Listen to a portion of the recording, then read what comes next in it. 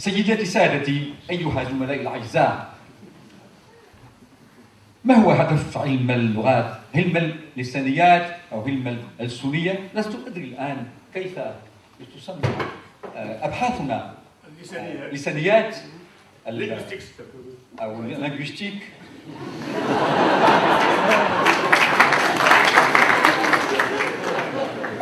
على كل حال مهما يكون اسم اللسانيات، الأبحاث التي نعنى بها أبحاث استحنية، أبحاث غريبة وصعيبة. ما هو هدف علم اللسانيات واللسانية؟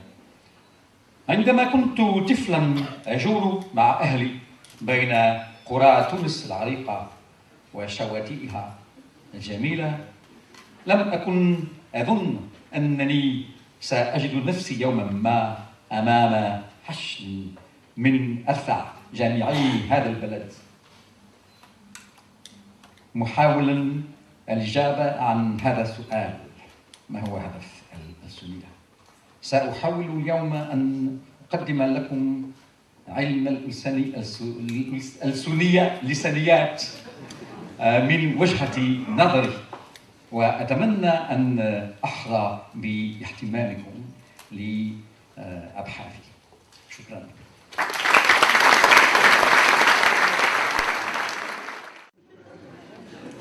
Tout à l'heure, mon collègue et ami Ahmed Ibrahim a parfaitement défini, il a même si bien défini la situation que je pourrais, en évitant la provocation, dire que cette conférence ne sert à rien, puisque la linguistique n'a pas pour propos de servir à quelque chose, elle est, ou elle essaye d'être en épistémologie une science, avec évidemment les garde-fous, les précautions qu'on doit prendre quand on prétend faire de la science. Elle essaye d'avoir une formulation rigoureuse, elle a un objet, bien limité, bien défini, mais sa principale justification ne saurait être une utilité, ce n'est pas une recherche ustensilaire, ni même utilitaire, et la linguistique n'a pas d'autre justification qu'elle-même. C'est lui-même sa justification, le linguiste.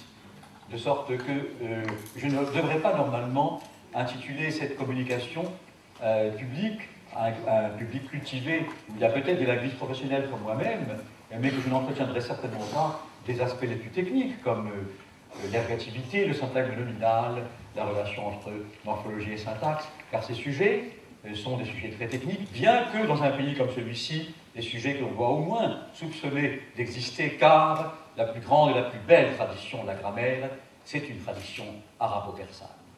Et oui, les premiers grands grammairiens de l'Occident, je peux dire, traducteurs d'Aristote, introducteurs de la sagesse grecque par l'arabe, ce sont les grammairiens arabo-persans. Ils n'étaient pas arabophones d'origine, ça qui est extraordinaire. Ils étaient persans, très fortement arabisés, connaissant admirablement l'arabe, ce qui est le cas de Sibori lui-même, mais ils n'étaient pas arabophones de naissance, et c'est peut-être pour cela que leur regard était bien plus aigu que s'ils avaient été des gens qui regardent l'arabe, ils le regardaient aussi un petit peu de l'extérieur.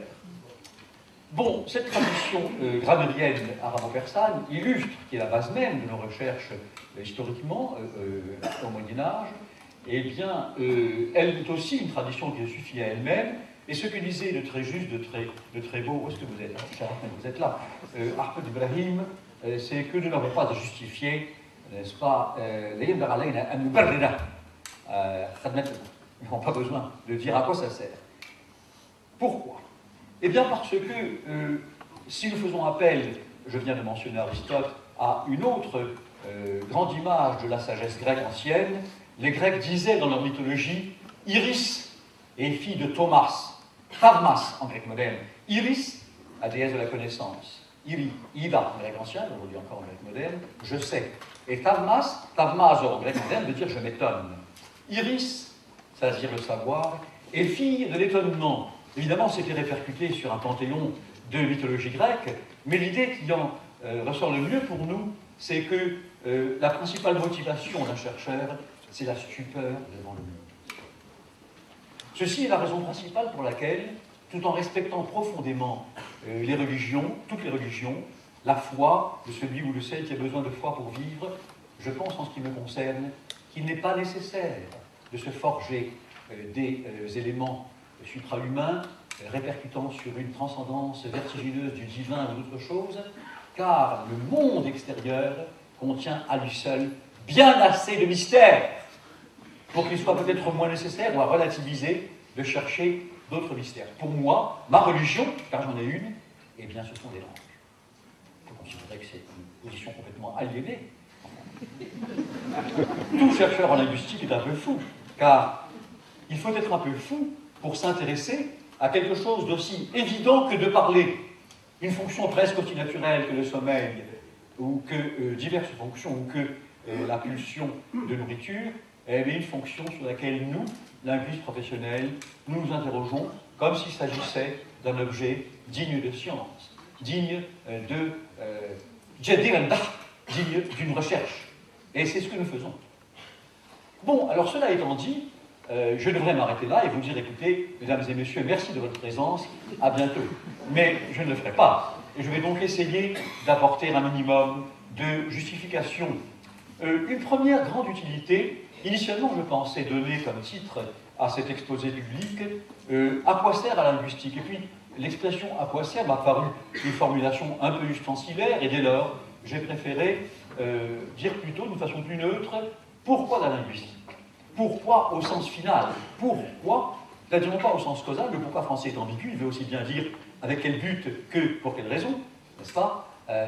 Ay hadafu, ay sabab, les deux sont possibles pour le sens de pourquoi. J'ai voulu dire pourquoi au sens de à quelle fin et en vue de quoi. Eh bien, une première explication que l'on pourrait produire pour expliquer ce que font les linguistes et à quoi ça peut servir, eh bien, c'est tout simplement la pédagogie. Pendant très longtemps, on a enseigné les langues d'une façon empirique, c'est-à-dire sans véritable base méthodologique telle que les procure précisément la recherche en linguistique. Depuis quelque temps, depuis quelques décennies seulement en Occident, depuis plus longtemps peut-être ailleurs, il me semble que dans la culture chinoise et la culture indienne, il y a longtemps que l'on se sert, ça remonte à Panini, au IVe siècle avant le début de l'ère chrétienne, pour le sanskrit, et ça remonte pratiquement à Confucius, mon chinois de celui qu'on a latinisé en Confucius, c'est-à-dire l'époque de ce qu'on appelait Chanpo en chinois, c'est-à-dire le royaume combattant, qui est du 5e siècle avant l'ère chrétienne. Dès cette époque, on étudiait d'une façon pédagogiquement très efficace les grands classiques, aussi bien sanskrit du Rig Veda dans un cas que confucéen dans l'autre, et on les étudiait précisément pour apprendre la langue. La tradition arabo-persane elle-même s'inscrit dans cette continuité, car le but principal, évidemment, des grands grammairiens de cette extraordinaire époque de floraison de grammaire arabo-persane, c'était la conservation, l'étude et le souci d'exactitude de la lettre du texte coranique. Bien entendu, c'était ça la base.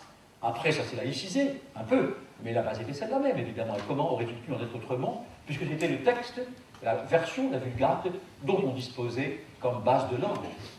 Bon donc, aujourd'hui, au sens moderne où nous le concevons, la linguistique peut être considérée comme ayant une première utilisation, j'allais dire, utilité, peut-être diront certains, à savoir de procurer quelques bases pédagogiques pour enseignement des langues. Quelquefois, je vais plus loin que cela.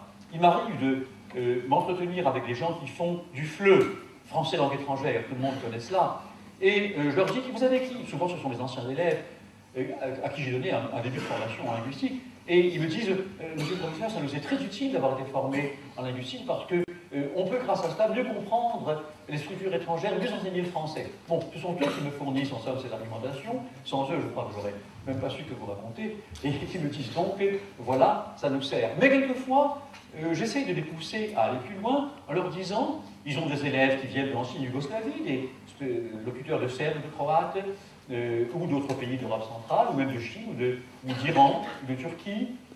Et je leur dis, bien entendu, tout le monde n'est pas obligé d'être un fou des langues, comme votre serviteur, et je ne vous demande pas, bien que ça me paraisse évident de le faire, je devrais trouver ça normal, d'apprendre le turc pour enseigner le français aux élèves turcs, turcophones, d'apprendre le persan pour enseigner le français à vos élèves persans, d'apprendre les différentes langues des Balkans, le serbe ou le serbo-croate, pour enseigner le français aux gens de l'ex-Yougoslavie. Je ne vais pas jusque-là, bien que je pense que je devrais de leur dire, enfin je n'ose pas, mais je leur dis tout de même, écoutez, pour enseigner le français à ces élèves qui nous viennent de pays étrangers, d'Europe ou d'ailleurs, ne pensez-vous pas qu'il est bon que vous ayez un minimum de connaissances des structures de leur langue maternelle? Et ils me disent, oui, on ne peut pas les apprendre toutes. Je leur dis, mais bien sûr, mais si vous ne pouvez pas les apprendre toutes, du moins consentez à reconnaître qu'une connaissance minimale de ces langues vous met sur la voie des erreurs, vous pouvez les aider à rectifier, puisque bien évidemment, leurs formulations en français, elles sont fondées, quand elles sont, au jeu de la norme française, fautives, elles sont fondées sur leur structure naturelle, natale, c'est-à-dire sur leur langue. Bon. Et c'est un cas tout à fait simple et extrêmement pratique que me fournissent mes anciens élèves devenus professeurs garçons et filles de FLE, dans lequel on voit à quoi sert la linguistique. Eh bien, elle sert, dans la pédagogie, à mieux enseigner des langues en ayant un peu de connaissances, ou au moins quelques informations, sur les langues des gens que l'on souhaite former dans l'apprentissage d'une autre langue. En l'occurrence, le français, il pourrait s'agir de toute autre langue. Je sais que pendant très longtemps, en Union soviétique, les gens qui venaient des républiques, notamment les grandes républiques musulmanes soviétiques d'avant la dislocation du RSS, c'est-à-dire les 5 grandes, une persane et 4 turcs, Ouzbékistan, Kazakhstan, Kirghizistan, Turkménistan et Tadjikistan, eh bien ces gens qui parlent parfaitement le russe, ils l'ont appris. Et évidemment, les professeurs russes, à l'époque soviétique, leur apprenaient, leur apprenaient avec beaucoup d'efficacité le russe, et souvent ces gens étaient eux-mêmes des gens qui étaient nés dans les républiques musulmanes soviétiques d'Asie centrale, et qui par conséquent savaient comment enseigner le russe aux gens qui sont turcophones ou iranophones du point de vue de leur langue maternelle. Bon, donc c'est une utilité que l'on ne saurait nier et qui est d'ordre pédagogique. Une seconde raison qui peut faire que la linguistique ait un peu d'utilité, sert à quelque chose, en somme dans la vie de la cité, indépendamment de ceux dont je répète que ça va de soi, et que a dit tout à l'heure fort bien Ahmed Ibrahim, à savoir que ce sont des chercheurs qui ne songent guère à être utiles à l'État, un peu quand même, pas trop. Une seconde utilité, elle est d'ordre psychologique ou psychopédagogique. Quand nous étudions la naissance de la langue chez l'enfant, eh bien, nous reproduisons, nous rééditons par une sorte de mimétisme la naissance de la langue et du langage et de la langue dans notre espèce elle-même. Pourquoi? Eh bien, parce que beaucoup croient, bien que ce soit en partie controversé et un sujet de débat, beaucoup croient à la fameuse thèse dite récapitulationniste qui décèle Haeckel, un grand savant ami de Darwin, du milieu du XIXe siècle, selon laquelle l'ontogenèse est une reproduction d'un mimétisme scintillant par sa rapidité de la phylogénèse. L'ontogenèse, reproduction ou reflet de la phylogénèse, ou en termes peut-être un peu moins complexes, l'apprentissage. Il s'agissait de la biologie pour eux, mais je m'en sers en transportant la métaphore dans la linguistique, l'apprentissage de l'ensemble des techniques qui permettent à l'homme de vivre chez l'enfant, que les parents observent, que les spécialistes de pédiatrie ou de pédagogie remarquent de près en observant le comportement des nourrissons à mesure qu'ils grandissent, est une répétition, à peu près certainement, de ce qu'a été l'histoire de l'espèce elle-même. Donc, ce que nous voulons avoir comme lumière sur l'évolution de notre espèce, l'espèce humaine, nous est fourni d'une façon certes approximative, mais assez certainement proche, en un temps bien plus rapide, évidemment, par l'examen de l'évolution de l'enfant. Nous en avons une preuve parmi d'autres, très très simple. L'enfant, quand il est encore un nourrisson, est jusqu'à environ 18, 17, 18, 19, ça dépend du talent des enfants et du degré de culture de leur milieu, évidemment. Non. Enfin, l'enfant va, à un certain moment, 18 ans, 18 mois, 20 mois, c'est vraiment très tard, mais dans les meilleurs cas, avant même 18 mois, commencer à véritablement pouvoir articuler, c'est-à-dire non pas à émettre des sons caractérisés par leur extrême raucité, son rauque, mais à émettre des sons audibles pour une oreille humaine et qui déjà sont des sons linguistiques. Eh bien, cela peut se faire pour une raison très très simple, que n'importe qui peut observer, à condition d'avoir un minimum d'instrumentation pour cela, la descente du larynx. Le larynx, à la naissance des enfants humains, des nourrissons, des enfants humains, quels qu'ils soient, le larynx est situé très haut dans la cavité buccale, tout près des vertèbres cervicales les plus hautes. Et par conséquent, cela constitue une sorte d'ensemble fermé par la bouche à l'avant et par les cordes vocales à l'arrière, qui ne constitue pas de caisse de résonance, c'est-à-dire d'instruments de musique, la voix est un instrument de musique permettant d'articuler des sons de langue humaine, pour la raison très simple que la présence du larynx beaucoup trop haut, là, ferme la cavité buccale, et que par conséquent, pour que des sons humains puissent s'articuler, il faut que le larynx descende. La descente du larynx, c'est un phénomène biologique très simple, attesté dans l'observation de n'importe quel enfant, qui se produit donc, qui achève, disons, son évolution vers 18 ou 20 mois, en fonction des enfants, et qui, d'après les études que l'on peut en faire, chers collègues Chaise, vous êtes là? Où êtes-vous, monsieur Chaise? Vous êtes bien un peu anthropologue. Donc ce que je dis là, c'est un petit peu une incursion dont je vous prie de m'absoudre dans le domaine des anthropologues, mais je crois savoir, vous me direz si c'est une bêtise ce que je dis, je crois savoir que ce que l'on suppose de l'histoire de l'espèce pour les anthropologues, notre collègue Coppens l'a toujours répété, c'est qu'il y a de très très fortes chances, qui nous sont suggérées bien sûr par l'ontogénie, par l'étude de l'enfant, que l'espèce humaine, elle aussi, reproduite dans cette évolution ontogénique, elle ait été à l'origine une espèce dont les représentants initiaux, moins de 2 200 000 dans la Corne de l'Afrique, le berceau le plus probable de l'espèce humaine, c'est-à-dire l'actuelle Somalie, est de l'Éthiopie, nord-est du Kenya, zone, hélas, tout à fait très très tourmentée, à l'heure actuelle. Mais ces zones sont très vraisemblablement, jusqu'à qu'on découvre en Australie ou je ne sais où, en Afrique du Sud, d'autres berceaux, le berceau le plus probable de notre espèce. Or, ce que nous voyons quand nous reconstituons, à travers évidemment beaucoup d'imagination et un minimum de science, des squelettes d'êtres humains, à l'origine des pithécanthropes, encore pas complètement humains, c'est-à-dire des hominidés qui sont encore un peu simiesques et qui vont franchir l'extraordinaire étape vers des anthropoïdes qui sont déjà humains.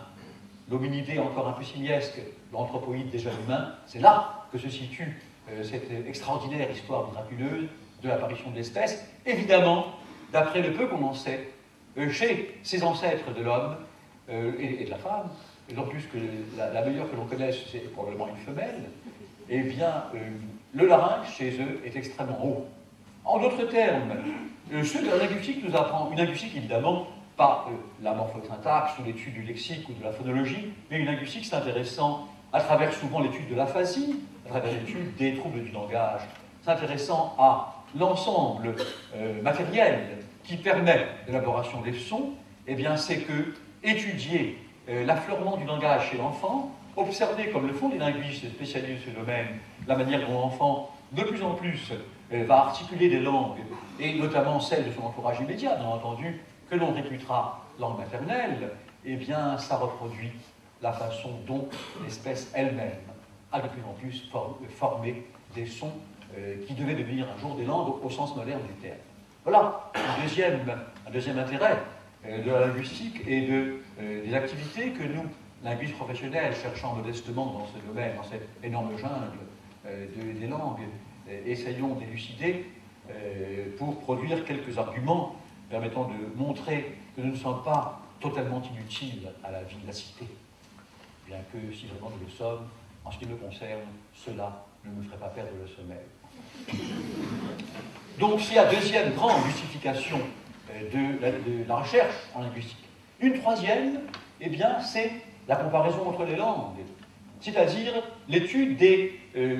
comme Ahmed Ibrahim, mon collègue et ami, je suis typologiste. La typologie aujourd'hui, l'étude des types de langues, est une discipline de pointe en linguistique. Dans nos congrès, dans nos réunions savantes, il y a toujours 1 ou 2 journées, même si le prétexte ou la thématique du congrès n'est pas strictement la typologie, il y a toujours 1 ou 2 journées consacrées à la typologie des langues. Il y a aussi, d'ailleurs, soit dit par parenthèse, une journée consacrée à une autre discipline de pointe, dont je m'occupe beaucoup depuis longtemps, qui est la créolistique. La naissance des langues créoles nous donne une très bonne idée de ce qu'a pu être la naissance de nos langues, non pas celle de l'espèce humaine aux origines très lointaines de notre espèce, mais celle de langues dans le sillage de l'esclavage, car malheureusement c'est cela qui a produit des créoles, c'est-à-dire de langues inventées ou formées par des communautés que l'on asservissait, que l'on venait cueillir chez les marchands d'esclaves dans pas mal de pays africains, que l'on emmenait dans des conditions totalement inhumaines aux Antilles pour cultiver la canne à sucre et qui étaient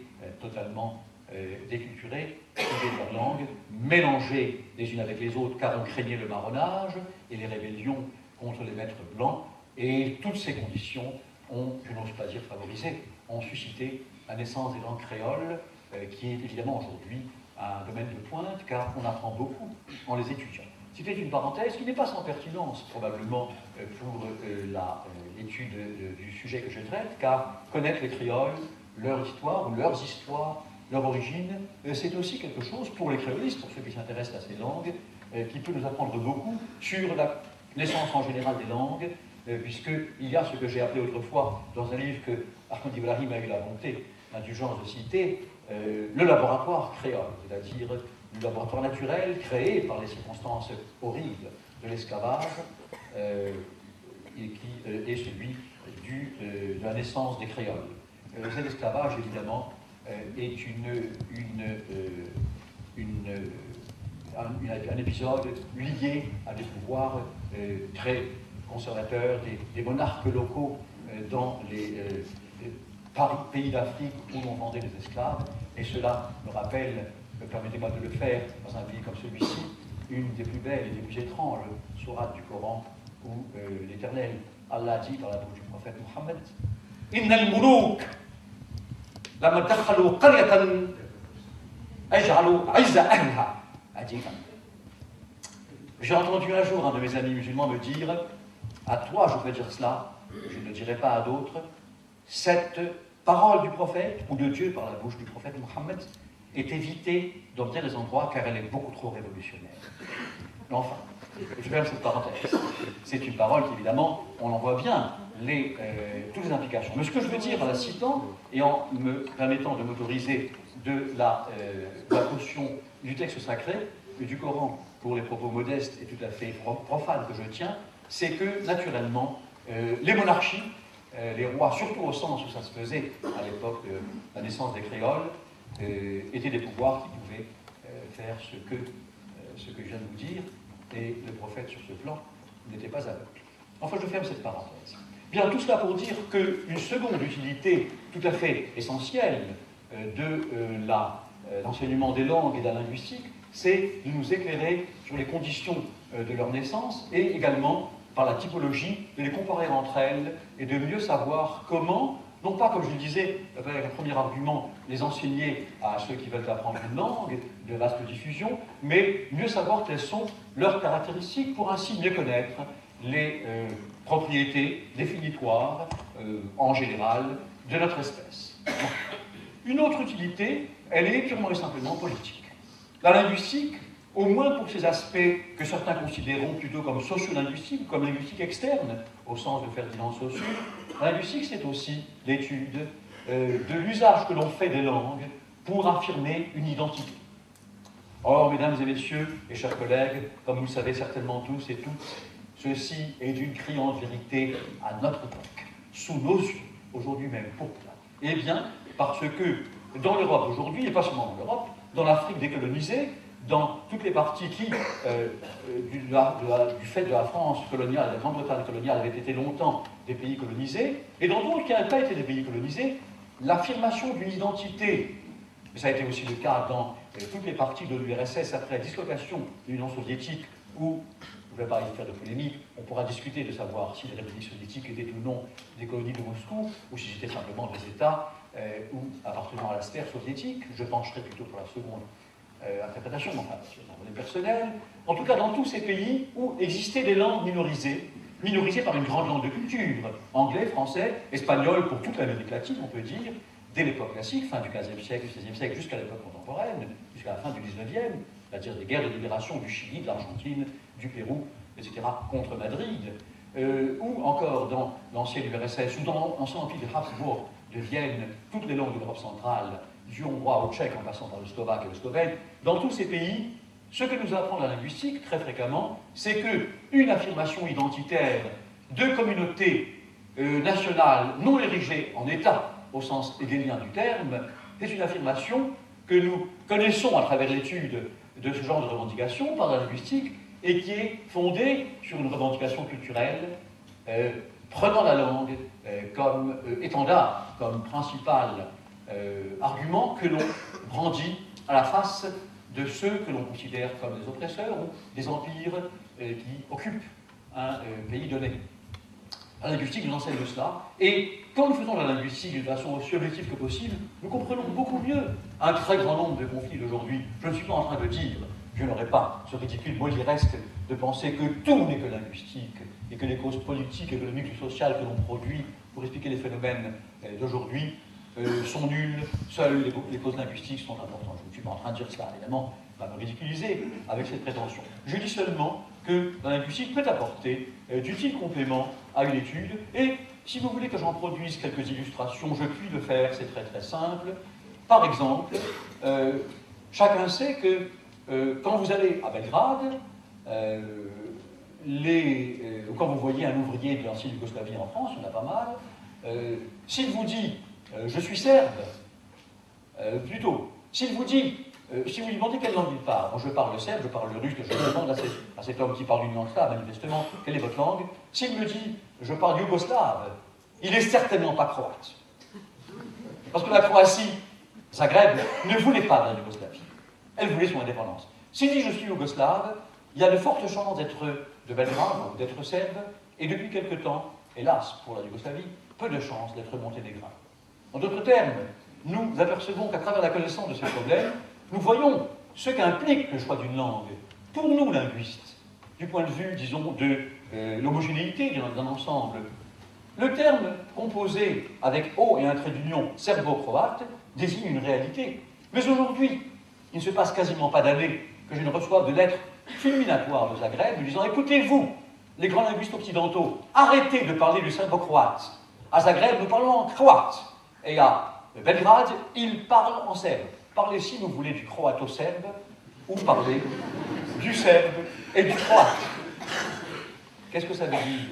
Quand on étudie ces phénomènes, on voit bien, la linguistique nous apprend non seulement la tolérance, l'ouverture et un minimum d'esprit pacifique et de discussion pour éviter ces affrontements quelquefois sanglants, mais aussi les raisons que les gens ont d'être extrêmement attachés à leur langue comme identité.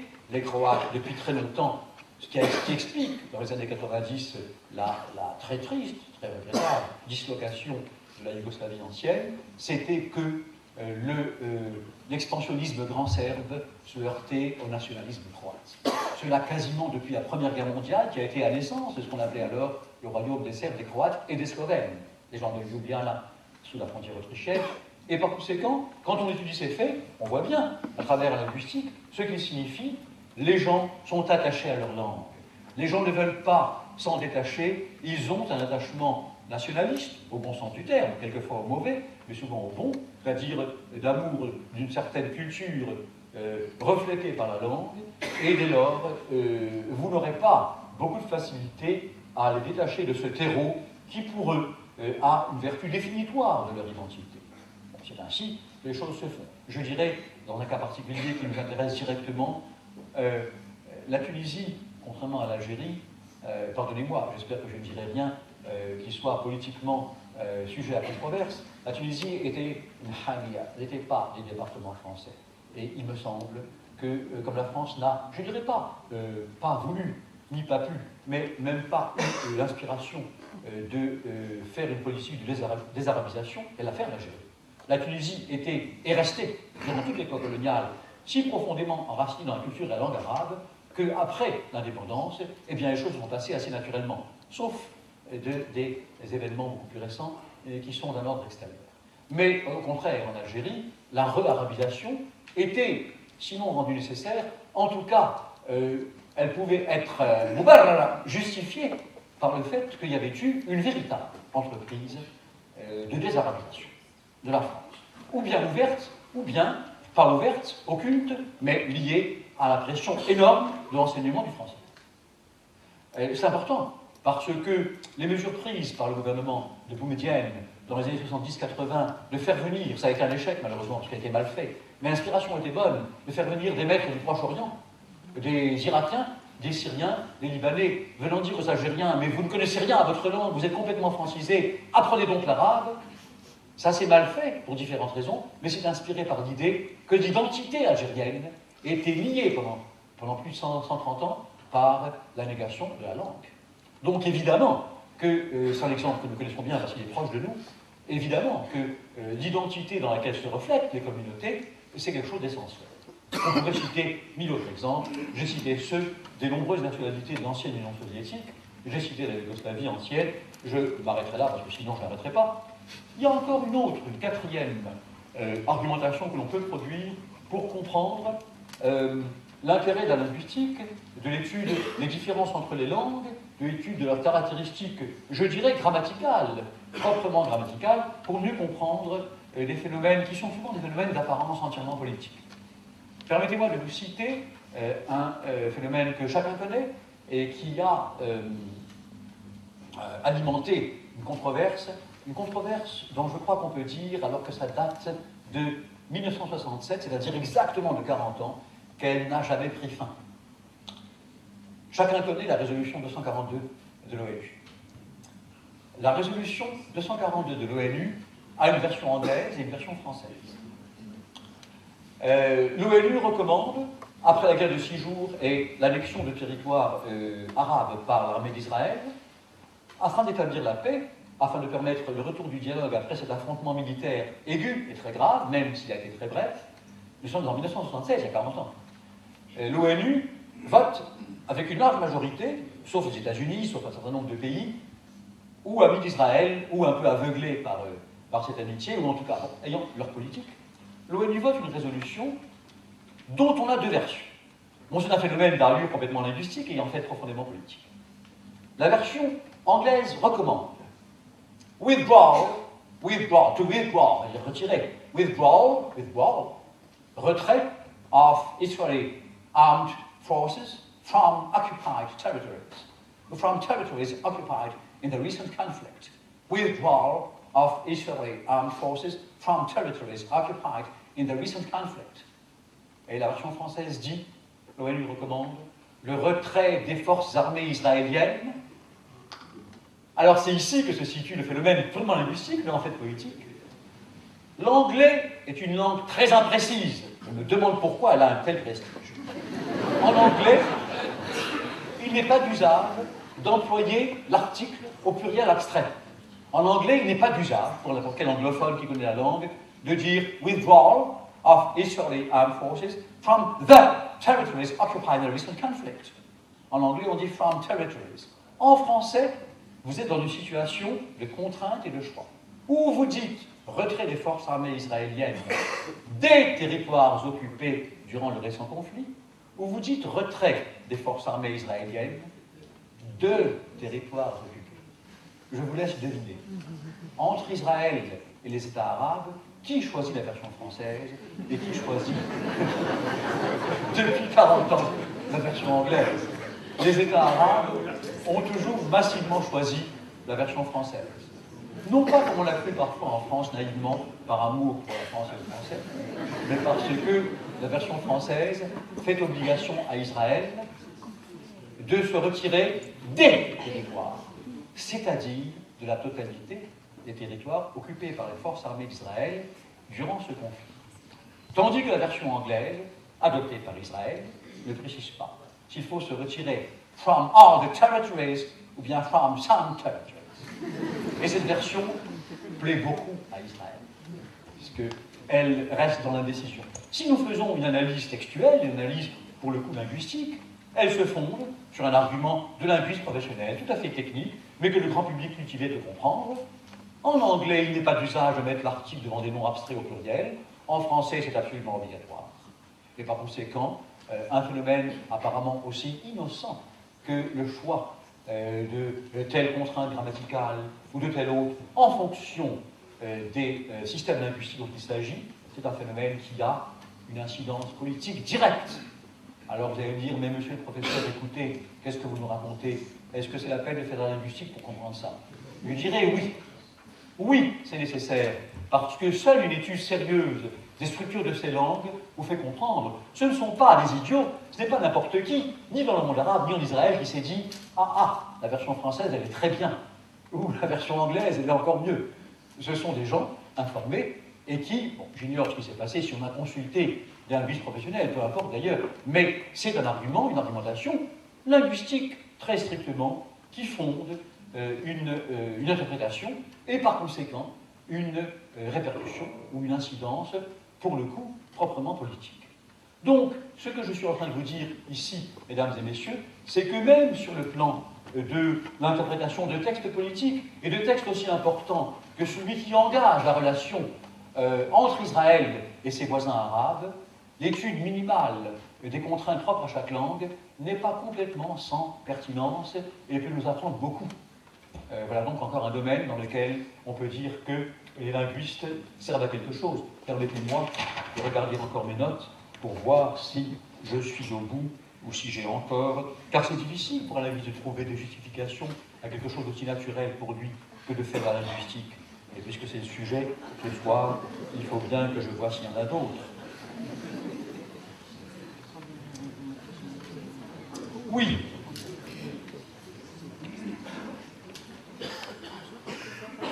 Ce matin, je citais, c'était un autre contexte, ce matin je citais, il y a quelque chose que je peux citer dans le contexte autre que celui de l'exposé cet après-midi, à propos de la proximité, une étude linguistique sérieuse des étapes, des âges, d'évolution des grandes langues de culture et de l'humanité, en l'occurrence l'arabe, nous apprend beaucoup.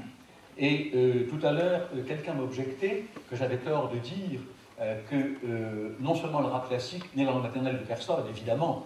Tout à l'heure encore, j'ai reçu un témoignage de quelqu'un qui me disait moi j'adore parler en arabe littéraire, mais je le fais dans des contextes un peu solennels, comme tout à l'heure en introduisant en arabe mon propos.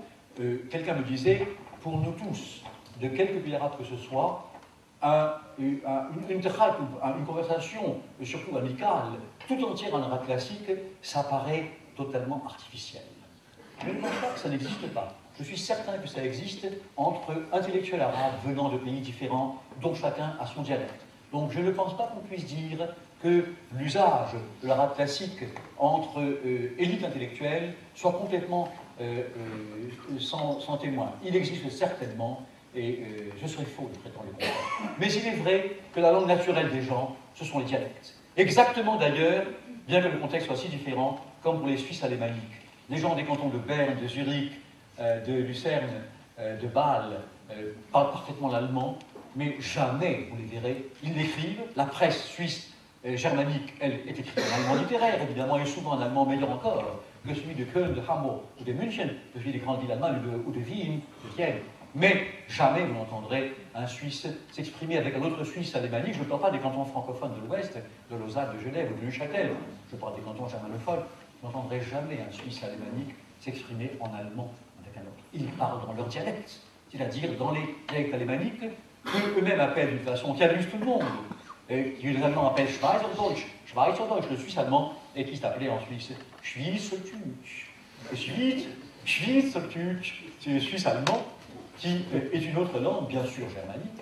Il en va de même, la comparaison a été faite avant moi, je ne l'invente pas, elle est connue, dans le monde arabe, il n'est pas sans exemple, certainement, mais il est moins naturel pour les arabophones, même très cultivés, même al-mubala'in fi thaqafa, de s'exprimer autrement que dans leur dialecte, plutôt qu'en arabe classique. Cela dit, pourquoi est-ce que je mentionne ce phénomène à propos de l'évolution? Tout à l'heure, je traitais de la norme ce matin, en rapport avec l'usage. Aujourd'hui, je traite de pourquoi la linguistique.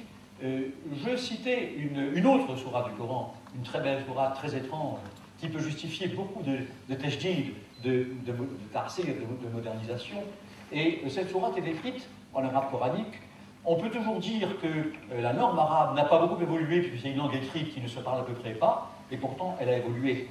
Qui, aujourd'hui, dirait ce que l'on lit par la bouche d'Allah à travers celle du prophète, il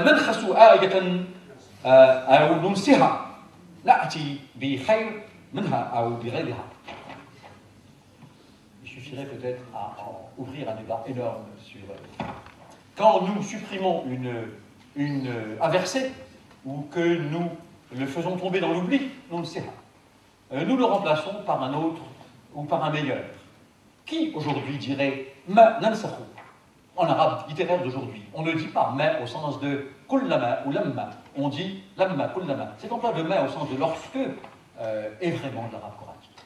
Il me semble, je ne sais pas ce qu'on pense, ceux qui connaissent mieux que moi l'arabe, ceux d'arabe que, même dans la norme d'aujourd'hui littéraire, ce ma ne peut pas avoir le sens de lorsque, de kullama, toutes les fois que, ou de lamma lui-même, mais ma tout seul. Bon. Pourquoi est-ce que c'est intéressant?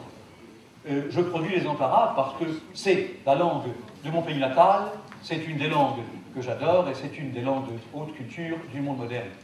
On ne peut pas soutenir qu'il ne soit pas utile de connaître cette évolution diachronique qui, même pour une norme écrite très peu parlée ou à peu près pas parlée, comme l'est celle de l'arabe classique, une langue de prestige, une norme qui est celle du texte religieux, du texte sacré, on ne peut pas prétendre qu'on puisse se passer d'une bonne connaissance des étapes au sein même de la norme écrite de cette langue qui n'a pas échappé à un minimum d'évolution. La presse arabe d'aujourd'hui, il suffit de lire les journaux de Beyrouth ou de Dimashq pour s'apercevoir que la presse arabe d'aujourd'hui écrit certes en arabe littéraire, mais pas vraiment, je crois, en arabe coranique. Enfin bon, c'est un autre sujet que les arabisants connaissent mieux que moi. Je suis un peu arabisant, mais je suis aussi sinologue, le chinois et les langues slaves sont bien plus que l'arabe, hélas d'ailleurs pour moi maintenant, devenus mes spécialités. Ce que je veux dire par là, c'est que même pour un domaine comme la comparaison entre des étapes différentes d'une grande langue de prestige, sortie de l'usage depuis longtemps, mais soumise néanmoins, bien que norme, à l'évolution, même là, une étude linguistique sérieuse, ici je fais une étude très simple d'une conjonction causale et temporelle, ma pour lamma, ou kullama, n'est-ce pas? C'est-à-dire ce qui dans les dialectes n'est ni l'un ni l'autre.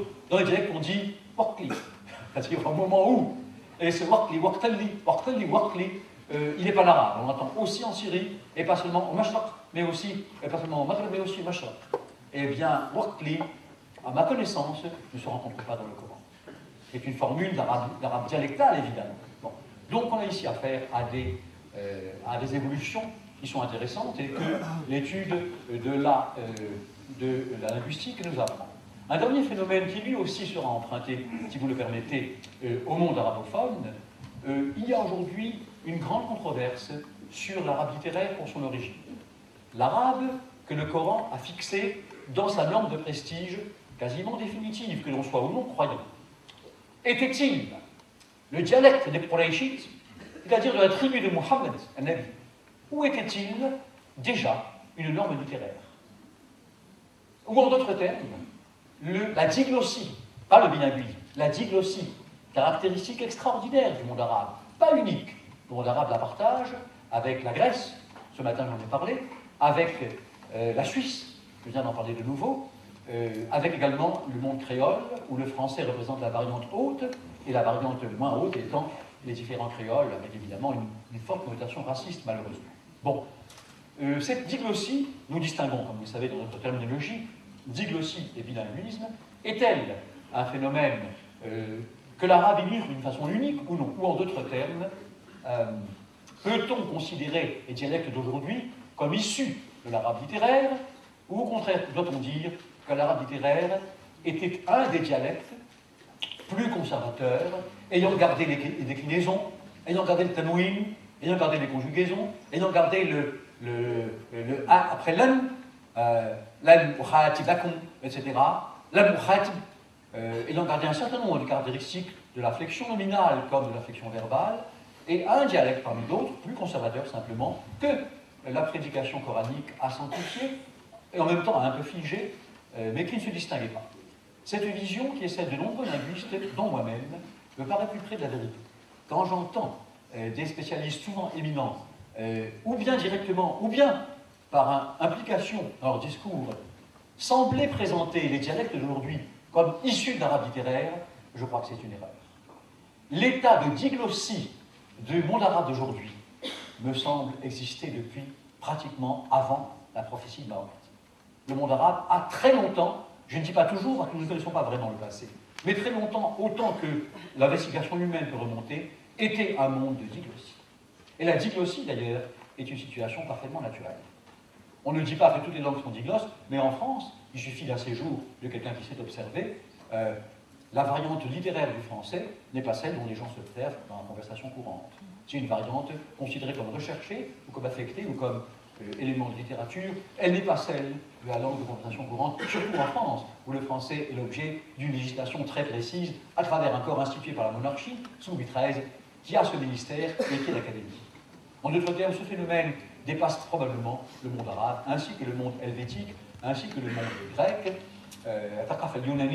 La culture grecque, elle est entièrement axée, elle aussi, sur l'opposition entre une kapalemoussa, une variante pure, et puis une démotique, une variante considérée comme charvia, ici populaire en un sens non péjoratif, celle que parlent les masses, tout simplement. Bien, voilà encore une dernière chose que nous enseigne la linguistique. Alors si je fais un bilan rapide, combien de temps me reste-t-il, cher ami? Combien? C'est beaucoup trop. J'en suis à la fin, et pour pouvoir permettre tout de même 5 minutes. J'en suis donc à la fin pour pouvoir permettre un minimum de dialogue avec l'assistance et de questions auxquelles je répondrai très volontiers. J'ai produit un certain nombre d'arguments modestes, car, je répète, au risque d'être un peu trop répétitif, qu'une recherche linguistique, comme une recherche dans n'importe quelle science, est à elle-même sa propre justification. Bon.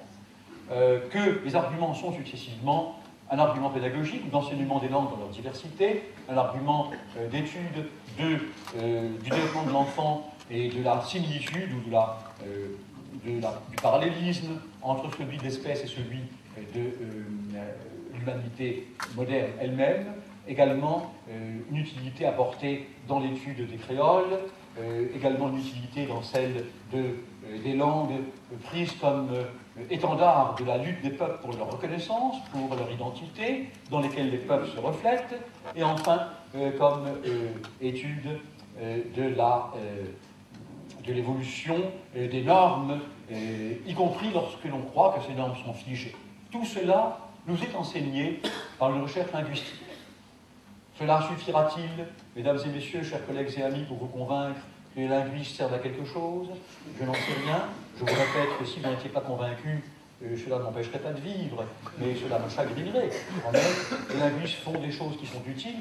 Une dernière chose que je n'ai pas dite, parce qu'elle ne concerne pas la linguistique proprement dite et elle reste un peu extérieure, c'est que j'ai été moi-même très fréquemment consulté par des gouvernements africains peu après les indépendances, lorsqu'il faut fournir ou proposer une notation écrite à des langues de l'oralité, je ne dis pas, parce que je ne veux pas me servir d'une formulation privative ou négative, je ne dis pas des langues sans écriture, mais des langues de l'oralité, j'ai une formulation positive, c'est-à-dire de grandes langues africaines qui nous servent le pays, depuis peu promues à l'indépendance, la plupart du temps avec la France, dans notre cas avec la Grande-Bretagne, et pour lesquelles l'identité nationale non seulement se reflète dans la langue, comme je l'ai dit, argument numéro 4, mais aussi le problème de la naissance d'une écriture se pose avec acuité. Que faire? On consulte fréquemment des techniciens, des spécialistes, comme votre modeste serviteur, à qui on demande d'écouter, monsieur le linguiste, fournissez-nous quelques suggestions sur la manière d'écrire telle langue qui n'a jamais été écrite.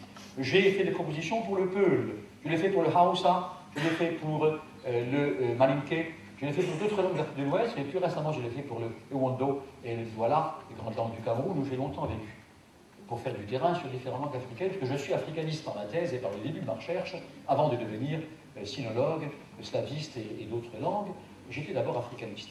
Et bien dans tous les cas où, m'arrachant à mon terrain et à mes informateurs, des gouvernements établis, très récemment promus à l'indépendance politique, consultent un linguiste en demandant écoutez, fournissez-nous quelques éléments, on s'aperçoit que la linguistique est très très utile, mais qu'en même temps, elle nous apprend à être très prudents. Toutes les fois que je soumettais un texte noté phonétiquement par moi-même, en fonction d'une plus grande fidélité possible à la manière dont les gens articulaient, en caractère latin bien sûr, parce que ce sont les plus pratiques, les plus connus, les plus répandus. Toutes les fois que je fournissais un texte à des locuteurs naturels dont la langue que j'ai notée était langue maternelle, je rencontrais une profonde stupeur. Pourquoi? Mais parce qu'une langue de l'oralité, une langue qui depuis les siècles se parle, et qui, pour différentes raisons, reste une langue de l'oralité. L'oralité ne veut pas dire l'absence de littérature. C'est une littérature orale. Elle se transmet, bien sûr. Et je vous dirais même que dans certaines monarchies, Ashanti, par exemple, du Ghana, et même en Côte d'Ivoire, le scribe, le savant, le doyen qui était chargé de noter les annales royales, quand il récitait ce qu'il connaissait par tradition orale de son grand-père, qui lui-même l'avait recueilli de son grand-père, car la tradition orale et sa transmission était une réalité dans des pays où on ne notait pas l'écriture. Mon principal informateur, quand je suis arrivé au Cameroun, qui me voyait noter tout ce qu'il disait, enregistrait, me disait, dans son français africain, « Ah, le blanc là est drôle là, tout vous notez, aucune mémoire pour vous, aucune mémoire, mais nous mémoire là, on n'a pas besoin de ça, on retient tout dans la tête. » Et bon, mais c'est une autre façon de voir les choses. Nous notons, parce que nous sommes une autre civilisation dans laquelle l'écriture a une place centrale. Et que vous, Africains, vous ayez la chance immense de pouvoir, par conservation mémorielle, et par habitude aussi, parce que une habitude des neurones finalement du cerveau, retenir d'immenses traditions, et que le griot du coin soit capable de débiter toute une série de dynasties royales qui sont succédées, c'est quelque chose d'étonnant que ne connaît pas la culture occidentale, une culture qui n'est pas celle de l'oralité, ce qui est peut-être une faiblesse. J'irai jusqu'à dire, et ceci est très important, que pour le Coran, nous sommes certains qu'il y a très très tôt une notation écrite. Pour les évangiles et même pour la Bible, le problème se pose. Les grandes religions monothéistes autres que l'islam ne sont-elles pas restées très longtemps des religions de l'oralité, bien avant qu'un texte écrit ne les fixe? Dans le cas de Yehoshua de Nazareth, permettez-moi de l'appeler à la juive, je ne l'appelle jamais autrement, Yehoshua de Nazareth, dans son cas, il est évident, je ne pose pas de problème, parce que ça ne m'intéresse pas directement, dans l'Église romaine, c'est un problème très longtemps débattu, Yehoshua de Nazareth était-il un homme de très haute culture ou un analphabète? Exactement comme on dit la même chose pour Mohammed. Certains disent était-il un homme complètement analphabète ou un homme de très haute culture? Mon idée personnelle, c'est que les deux étaient des hommes fort cultivés. Mais enfin bon, c'est un autre problème. Dans le cas de Yehoshua de Nazareth, même si c'était un homme de culture, comme je le crois, pendant très longtemps, sa prédication, elle était entièrement orale et gestuelle. Et puis après, les évangélistes, les apôtres, lui ont donné la forme fixe d'un texte écrit. Dans le cas d'islam, je serais tenté de penser, c'est la vulgate officielle dans l'islam, des docteurs de l'islam, mais je pense qu'elle est juste, même si d'autres choses sont moins justes pour moi, que la fixation écrite de la parole divine par le prophète est à peu près contemporaine de sa révélation. Il me semble. Enfin, je laisse ce sujet qui n'est pas de ma compétence, qui est un sujet pour théologiens, mais ce que je veux dire, c'est que si vous donnez une notation écrite à une langue qui jusqu'ici a été une langue de pure oralité, les gens sont stupéfaits. Pourquoi? Parce qu'ils disent ce que m'ont dit les Peuls, les Hausa, les Douala, les Ewondo, à qui je proposais modestement une notation parce que les gouvernements des pays me le demandaient. Ils me disaient « Mais moi j'ai dit ça !» Je dis « Mais oui, c'est exactement ce que vous avez dit. Mais je ne parle pas comme ça. » Je dis « Mais si. » Parce que qu'est-ce que je faisais? Ces langues sont, pour la plupart, des langues à ton, comme le chinois, comme le thaï, comme le birman, la langue d'Asie du Sud-Est, comme de très nombreuses langues amérindiennes, c'est-à-dire antérieures à l'arrivée des Anglais, des Français, des Espagnols ou des Portugais, toute l'Amérique, c'est-à-dire des langues dans lesquelles la direction mélodique change complètement le sens des mots. Le chinois, par exemple, c'est une langue où ma veut dire le champ, ma, avec un ton descendant, veut dire insulter, ma veut dire la mer, dans beaucoup de langues, et ma, avec un ton descendant plus remontant, veut dire un cheval. Autrement dit, les caractères chinois, bien sûr, sont entièrement différents. La notation en pictogramme, idéogramme est totalement différente. Mais la différence au niveau articulatoire et acoustique, elle n'est pas une différence segmentale, c'est-à-dire de me plus a. On a la consonne bilabiale nasale me et la voyelle de grande aperture a. Dans les 4 cas, la différence est uniquement tonale. Le chinois est une langue à ton. Tout sinologue, c'est ça, c'est le B à bas, au-dessus du chinois. Il en va de même pour la plupart des langues d'Asie du Sud-Est, sauf le khmer qui, pour diverses raisons, il est un peu compliqué, n'est pas une langue africaine. Les langues africaines sont la plupart du temps des langues à ton. Par conséquent, que faisais-je?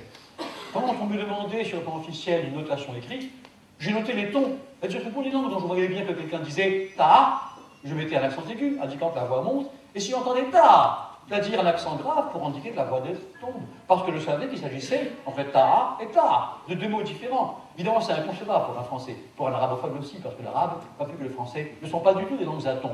Mais c'est comme si, je sais pas moi, en arabe, au lieu d'avoir fossa, furas, ou, je sais pas moi, jumla, jumal, c'est-à-dire un pluriel sur des chaînes particuliers, j'avais jumla. Jumla, c'est inconcevable évidemment, mais jumla, la phrase au singulier, jumla, la phrase au pluriel.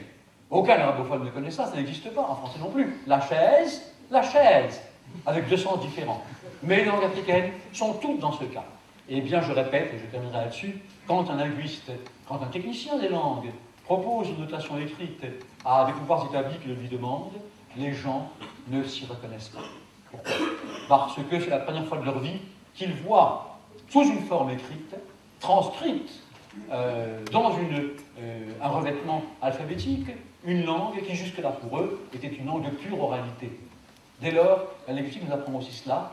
Ce n'est pas une mince affaire que de donner une sorte d'accoutumance culturelle aux gens qui pratiquent une langue de l'oralité pour que l'écriture s'introduise comme quelque chose de naturel. Naturellement, les grandes langues de culture, comme l'arabe, comme le français, comme le russe, comme l'allemand, comme toutes les grandes langues, comme le chinois, bien sûr, depuis bien plus longtemps que toutes ces langues-là, sont des langues qui s'écrivent depuis des siècles, dans le cas du chinois, depuis des millénaires. Mais les gens sont habitués à cette notation. Une langue que l'on commence d'écrire, cela pose de gros problèmes, à la fois phonétiques, articulatoires et de lecture. Voilà la dernière chose que je souhaitais dire.